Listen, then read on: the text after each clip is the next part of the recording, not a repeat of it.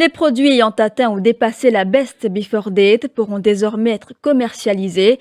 Ces produits coûteront 50% moins cher que le prix initial.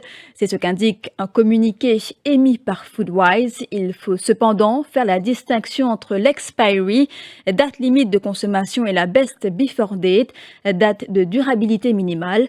Selon Foodwise, cette mesure permettra à plusieurs entreprises de réduire le gaspillage alimentaire d'au moins 25%. Donc depuis 2 ans, Foodwise pousse pour le changement des deux dates de consommation, donc le Best Before Date et le Expiry Date. Aujourd'hui, c'est la même chose dans la loi, mais Foodwise, nous, depuis 2 ans, on demande de le séparer. Et c'est ce qu'a annoncé ce budget 2022. Et du coup, dorénavant, les produits ayant un Best Before Date pourront être donnés et vendus.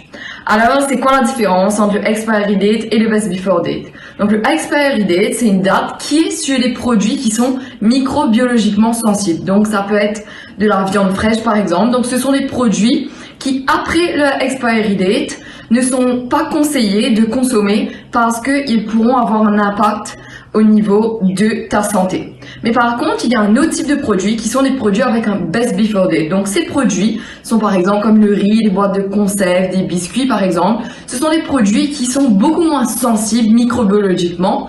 Et du coup, après le Best Before, leur qualité va diminuer, mais il n'est pas dangereux pour votre santé de le manger.